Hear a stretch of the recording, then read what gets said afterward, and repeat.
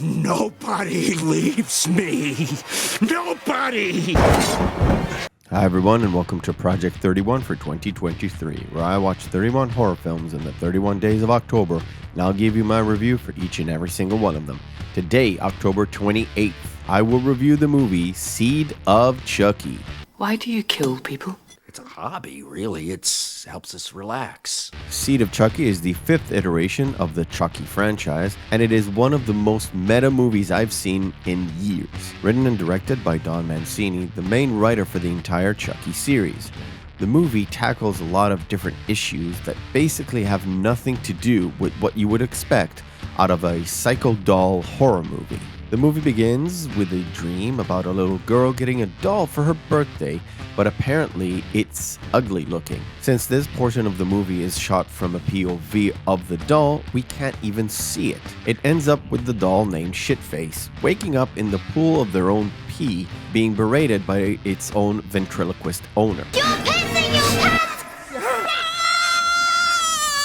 Wake up, you're pissing your pants! Shitface manages to escape after watching a news report about a Chucky movie being made. Shitface, who never knew who his parents were, realizes that the Chucky and Tiffany dolls are his parents. Oh, by the way, Miss Tilly, can I have your autograph?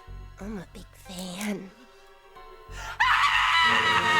Meanwhile, on the set of that movie, things don't go so well. Jennifer Tilly, who plays herself, is annoyed that she has to do lowbrow movies like this, and she feels like she can do better. But all the roles that she wants are being snatched up by Julia Roberts. She decides to pursue a role of the Virgin Mary in a production led by none other than Redman from Wu-Tang. And when I say pursue, I mean Harvey Weinstein style, just in reverse. Who is your first choice?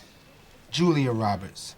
Shitface manages to mail himself to Hollywood and to the set of the new Chucky movie, armed with a voodoo talisman, and awakens both Chucky and Tiffany. As the couple awakes, they immediately kill the prop guy, and then making out, of course. This kind of leads Jennifer Tilly to discover the body and being a suspect in the eyes of the media. But none of this is important. The family is back together, and Shitface needs a new name. Chucky and Tiffany, though, have a problem.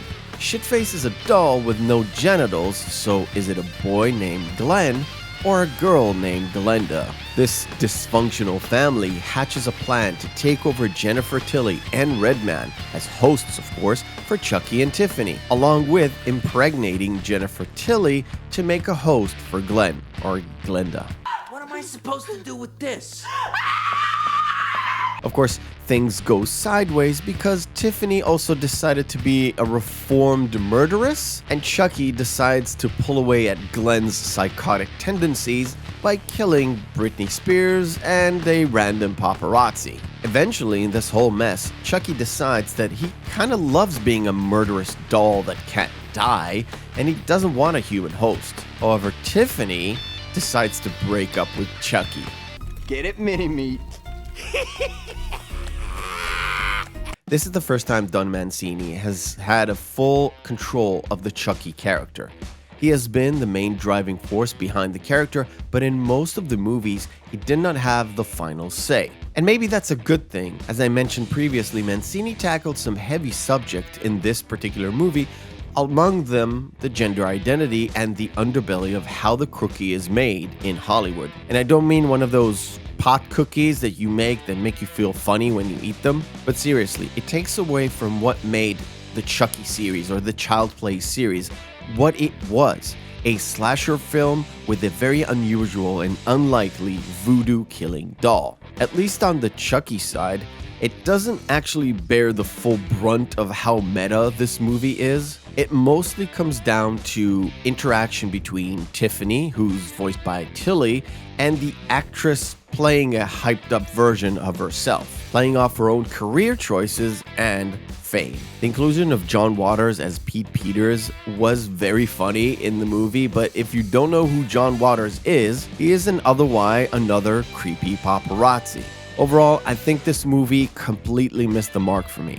It's not a great horror movie, even though it has quite a few particularly gruesome deaths, The leaning into the comedy and putting in the agenda stuff really made the movie suffer as far as a Child's Play franchise chapter. I really can't recommend this as a horror movie. However, it is worth a watch if you were into watching a trashy Chucky meta comedy.